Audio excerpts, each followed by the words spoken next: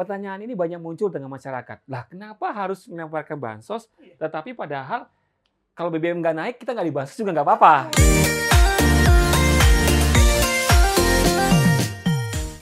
Kok suntuk kok, Black? Apa? Pikiran. Apa yang kau pikirkan? Banyak kali lah pokoknya. Ku kasih tebak-tebakan ya, Bang ya? Aku aja lah. Apa yang mau ku kasih? Apa kepanjangan dari BBM? Gampang kali. Apalah? Ya bahan bakar minyak lah. Salah. Loh, ada lagi. Bahan bakar mahal. Iya juga, Black ya. Oke lah. Assalamualaikum warahmatullahi wabarakatuh. Ketemu lagi dengan kami di Medan Headlines TV. Mengabarkan dan mencerdaskan. Aku Oge. I'm Black.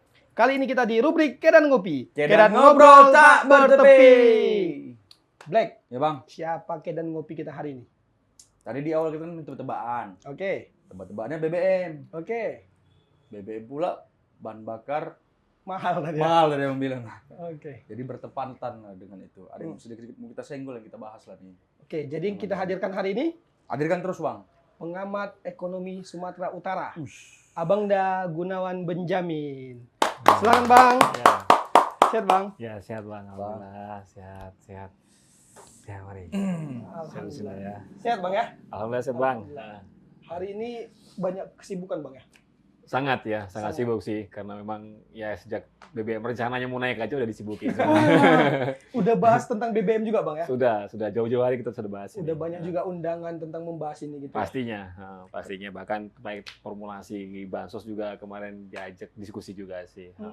Gitu ya. Karena memang Black, Bang Gunawan Benjamin ini selain menjadi pengamat ekonomi Sumatera Utara, beliau juga dosen di salah satu universitas di Sumatera Utara. Jadi kesibukannya pasti banyak.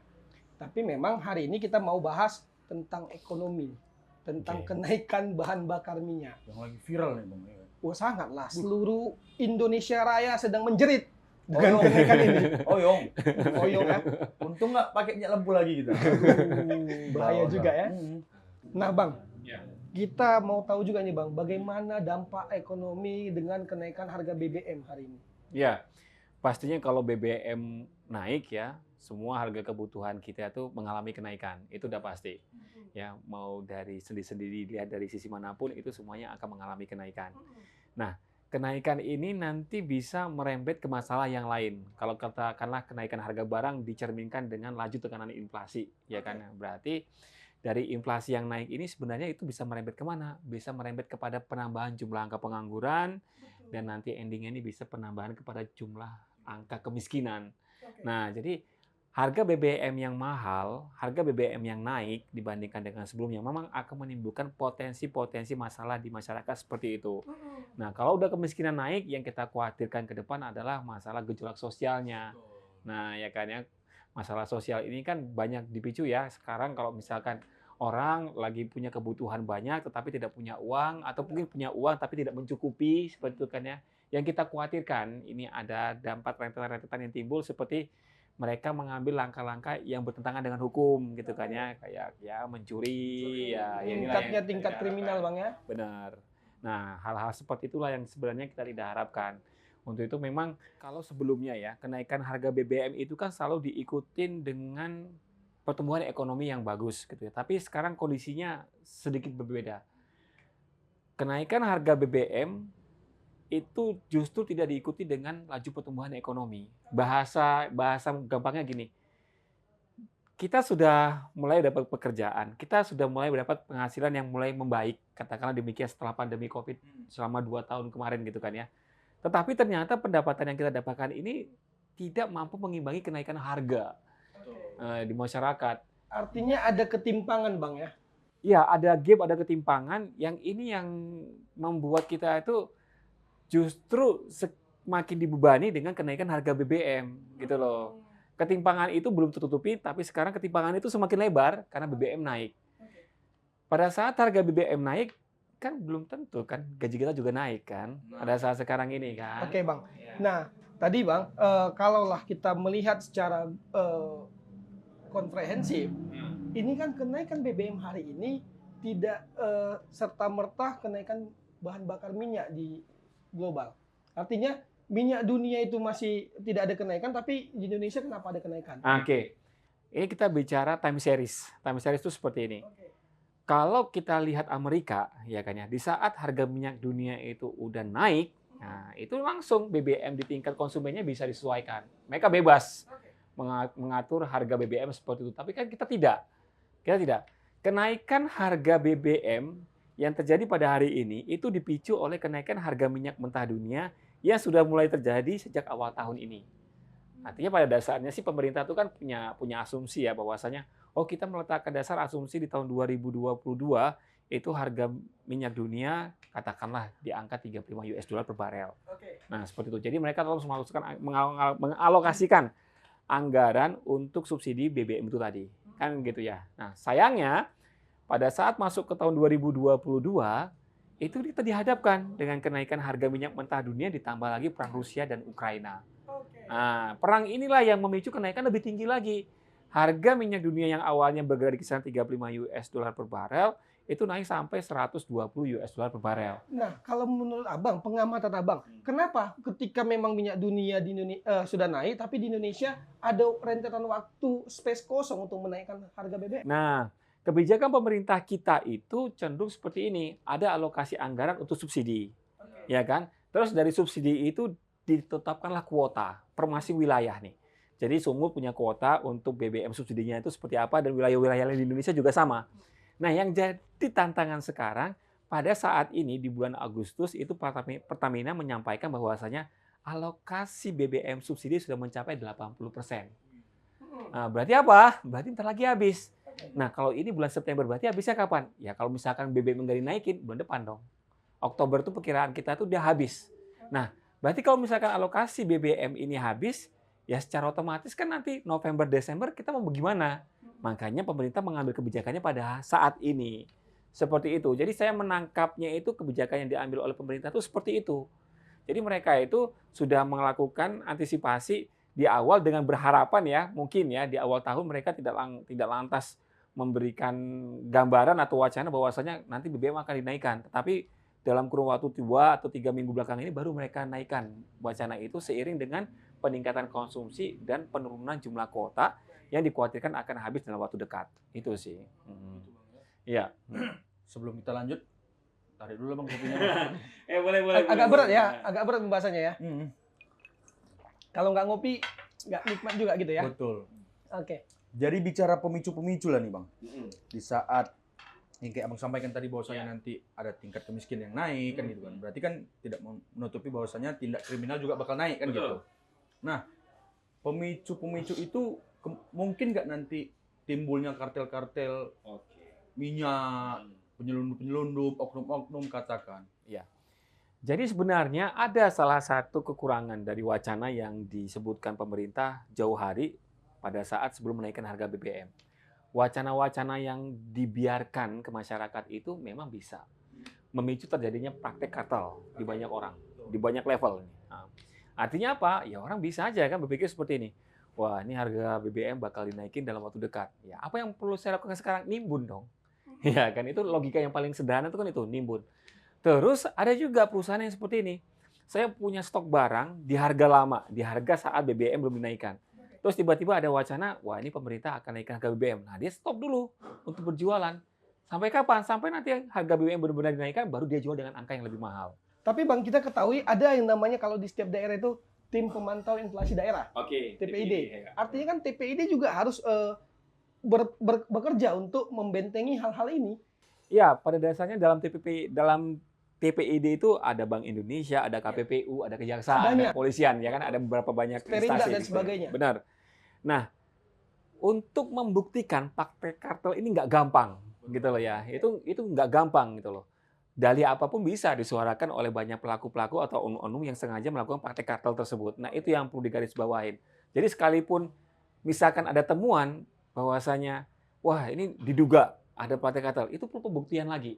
Kan gitu ya. Jadi memang sebaiknya wacana-wacana yang kemarin itu yang saya sesalkan adalah ini berliar gitu ya. Liar ke masyarakat, orang berpikiran macam-macam gitu kan ya. Nah, terus buktinya apa? Buktinya sebelum tanggal 1 September itu masyarakat ngantri untuk beli BBM. Kenapa? Karena udah begitu kuat pemerintah menyuarakan harga BBM ini untuk naik, gitu kan ya. Tapi timingnya kapan kan belum tahu. Masyarakat berasumsi nih, ya kan, berasumsi bahwasanya tanggal 1 ini kemungkinan besar akan dinaikkan dan malam harinya mereka ngantri mengular sampai jalan tuh macet dibuatnya gitu.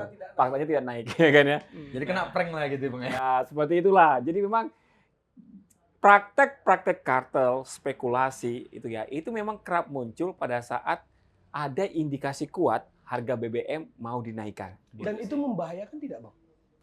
Dari sisi Pertamina pasti ini gini ya, logikanya. Kalau misalkan ada kuota, ini kuota sekian liter gitu kan, tiba-tiba mereka panik semua nih. Berarti kan panik buying kan? Oke. Iya, setiap orang full tank. Apa? Kuota makin cepat habis. Ya kan, inflasi makin cepat datang. Kan gitu kan ya. Nah, kalau kuotanya habis, otomatis Pertamina kan harus menyediakan pasokan lebih banyak lagi kan untuk mengisi setiap masing-masing SPBU. Ya kalau mereka bisa mengirimnya itu tepat waktu, ya kan ya. Begitu habis langsung kirim, Kalau perlu ada jeda waktu, ya berarti kan masih ada masyarakat yang tidak mendapatkan itu semua kan, udah ngantri sampai pagi ternyata nggak dapat, katakanlah demikian. Nah, dampak-dampak seperti itu kembali lagi ke masyarakat ya. Memang ada baiknya jangan terlalu berspekulasi juga kalau seandainya ada kebijakan-kebijakan seperti itu ke depan nantinya. Oke. Bang, kita tahan dulu Bang. Ini semakin menarik pembahasan kita karena memang wawasan di Bang Gunawan Benjamin ini banyak ini terkait ekonomi dan bisa menambah ilmu sahabat MH. Sahabat MH, jangan kemana-mana dulu. Tetap di Kedan Ngopi. Kedan Ngobrol Tak Bertepi.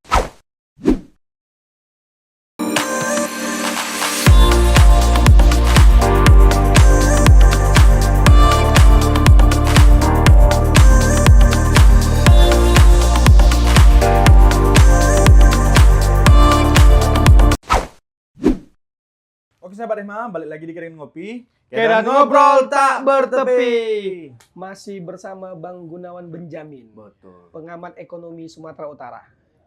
Bang, Ya. bicara Sumut nih Bang. Oke. Kita agak mengerucut sedikit lagi Bang. Nggak bicara nasional.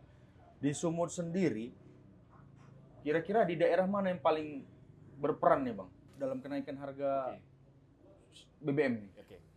Jadi gini ya, kalau kemarin kan kita sudah menghitung data kenaikan harga BBM baik itu Pertamina atau solar, nah ya kan ya, yang paling berdampak itu kalau misalkan Pertalite ya, Pertalite itu ya biasanya angkutan umum, ya kan ya, ya biasanya kalau anak-anak sekolah, mahasiswa itu yang menggunakan angkutan umum itu yang paling terdampak.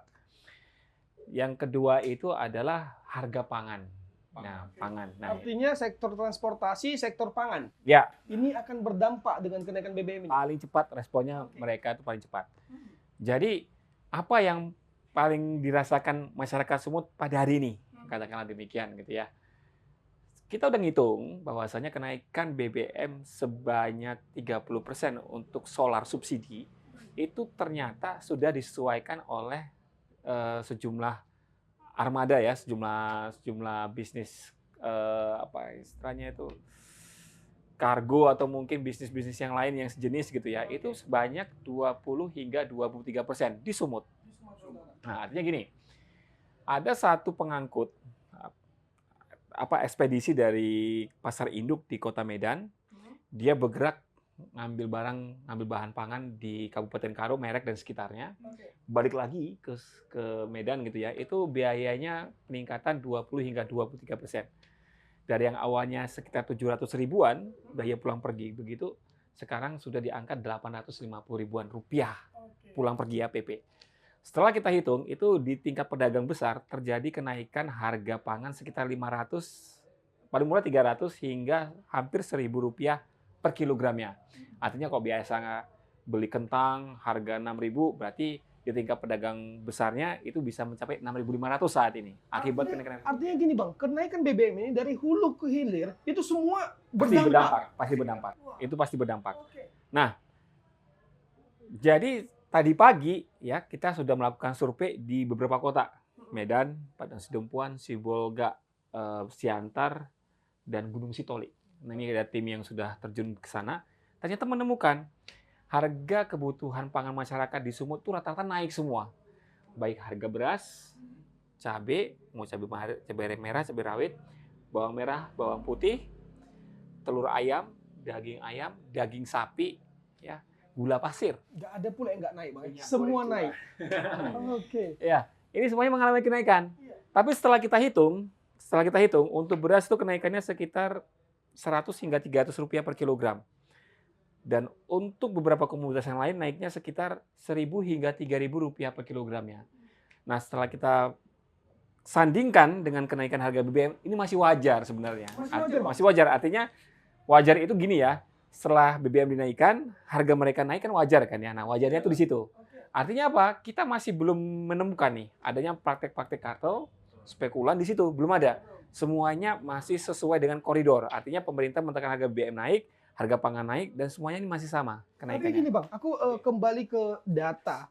Kalau Abang bilang kenaikan BBM wajar, yang dinaikkan harga-harga di tingkat petani, pedagang itu masih wajar.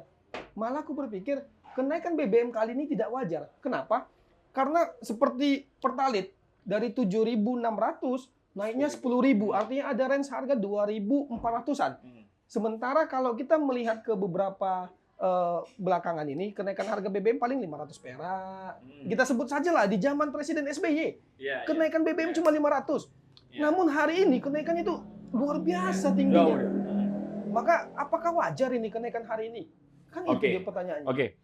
Jadi memang kenaikan harga BBM yang cukup signifikan ini, kalau kita bicara ekonomi yang sekarang, tentunya kan kita tidak berharap ya bisa kenaikan sampai 30% gitu loh. Itu kenaikan yang luar biasa tinggi gitu kan ya. Nah, tapi nanti kita akan bahas nih, gimana sih faktor-faktor kenapa BBM harus naik seperti itu.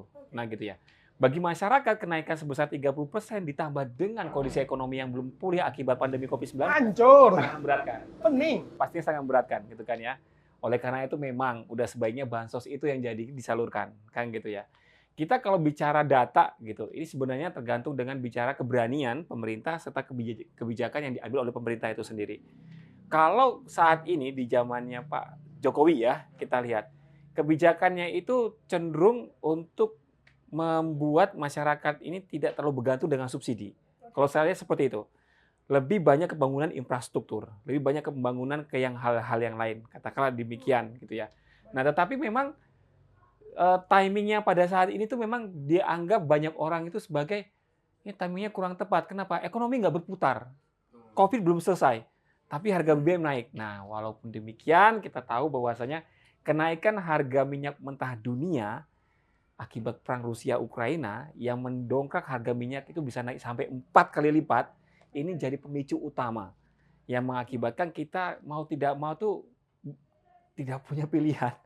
Kita harus berhadapan dengan kondisi seperti itu yang terpaksa kita harus menaikkan harga BBM di tanah air. Itu Gini bang. Kita berbicara tentang tadi Abang bahas kenaikan BBM ini pemerintah akan mengeluarkan bansos, BLT. Kenapa tidak bansos dan BLT itu dijadikan subsidi untuk BBM? BBM kan, benar kenapa? Kan? Sehingga BBM tidak naik. Pertanyaan ini banyak muncul dengan masyarakat. Lah, kenapa harus menawarkan bansos? Tetapi padahal kalau BBM nggak naik, kita nggak dibansos juga nggak apa-apa. Betul kan ya? Nah, masalahnya di sini. Karena kita beli BBM pakai rupiah. Abang, saya beli BBM pakai rupiah kan. Tetapi kalau untuk mengimpor BBM dari negara lain, kita pakai mata uang asing. Utamanya US dollar. Nah, US dollar ini harus diimbangin dengan apa? Kita harus mengekspor barang ke negara lain, kita jual barang kita dapat US dollarnya baru kita gunakan untuk membeli BBM di negara lain. Bukankah itu sudah dijalankan selama ini, Bang? Ya, kita ekspor, kita menjalankan itu juga. Benar. Jadi yang jadi persoalan adalah hari ini nih, kita duduk nih, sekarang ini, alhamdulillah kita masih bisa ketemu gitu ya, masih bisa minum gini ya. Di Eropa itu udah resesi. Di Amerika udah resesi. Artinya apa? Mereka udah berhadapan dengan ancaman ekonomi itu bertumbuh negatif. Kita masih tumbuh. Oke, kalau Sumut 4,3% di semester 1 kemarin. Tapi jangan salah, kalau mereka resesi, kita di sini masih anteng-anteng aja, berarti kan kondisi resesi di negara lain itu akan mengurangi ekspor kita ke negara lain. Kenapa? Pada saat mereka resesi, mereka akan mengurangi belanja ke kita kok. Belanja sawit akan dikurangin, minyak goreng akan dikurangin, belanja lain akan dikurangin. Berarti kan ada ancaman ekspor yang turun di masa yang akan datang. Kalau ekspor ini turun, berarti kan pendapatan Palas kita juga turun kan? Kita harusnya udah berpikir bahwasanya ke depan kita punya masalah ekonomi di mana Palas akan berkurang, tetapi kalau BBM ini masih disubsidi, tren konsumsi BBM untuk beli di luar negeri itu mengalami kenaikan. Nah, jadi artinya apa? Kita akan berbelanja banyak untuk BBM dengan impor, ya kan, dengan cara-cara impor itu dengan angka yang lebih besar, sementara ekspornya menurun terus. Berarti kan palas kita kemungkinan besar tidak akan mampu mencukupi di masa yang akan datang nanti kan ya. Inilah yang menurut saya jadi alasan utama kenapa pemerintah harus ya, bukan harus lagi ya, terpaksa menaikkan harga BBM seperti yang sekarang ini. Nah, itulah dia. Sebenarnya menarik ini Bang yang Abang bahas ini. Banyak menjadi timbul pertanyaan. Ya. Tadi Abang bilang karena ekspor ada resesi di Eropa, di Amerika misalnya. Terus kalau masalah itu, kenapa tidak uang BLT itu dikonversi? Misalnya kita bagaimana Menteri Keuangan memproses ini agar ekspor kita bisa dialokasikan ke negara-negara yang berbeda, mengembangkan ruang dan mengembangkan potensi ekspor. Kan kita tidak boleh bergantung. Kita ekspor minyak kelapa sawit nih, CPO, ke Eropa, Afrika misalnya. Apakah negara-negara itu saja yang bisa kita tembus? Kita kan bisa membuka ruang ke negara-negara lain. Iya. Ya, harapannya seperti itu, tapi di lapangan tidak semudah itu. Itu dia jadi masalahnya. Ada aturan mainnya gitu. Oke. Ya, Itu tugas dari Menteri Keuangan. Betul nggak, Bang? ya kalau saya sih mikirnya begini ya. Kalau dalam konteks Menteri Keuangan, mungkin dia akan berpikir seperti ini. APBN kita kalau seandainya digunakan untuk mensubsidi, digunakan untuk bansos, berarti kan anggaran yang udah dialokasikan untuk pembangunan proyek-proyek tertentu, itu berarti harus dikurangin atau mungkin dihilangkan. Nah, berarti kalau seandainya itu dihilangkan atau dikurangin, berarti kan anggaran itu tadinya yang bisa menciptakan lapangan kerja jadi berkurang. Kan gitu kan ya, terpaksa untuk menghindari hal tersebut, ya bansos dijadikan salah satu caranya. Gitu kan. Artinya satu sisi kita kehilangan pekerjaan, tapi di sisi lain masyarakat dikasih bantuan sumbangan pendapatan sehingga tetap bisa menjaga daya beli si masyarakat itu tadi. Masyarakat kita ini bisa dijaga belinya dengan cara-cara yang seperti itu. Nah, yang jadi persoalan adalah anggaran yang ditetapkan pemerintah itu tadi, itu kan sekarang ini kan membengkak terus, ya, membengkak terus. Kalau seandainya nih, kita berandai-andai nih, BBM tidak dinaikkan, gitu kan ya, anggarannya udah bengkak, anggarannya sudah jebol. Untuk terus mensubsidi BBM dengan cara mengimpor BBM dari negara lain nih, itu dengan cara apa? Kalau seandainya anggaran itu sudah tidak ada, jangan-jangan mau ngutang lagi nih. Nah, gitu kan. Kita kan yang kita khawatirkan itu kan hutang yang baru ini loh. Akhir tahun 2022 diperkirakan sih, ini hitungan saya, inflasi sumut akan mencapai 6,4%. Hingga akhir tahun 2022 diperkirakan sih, ini hitungan saya, inflasi sumut akan mencapai 6,4%.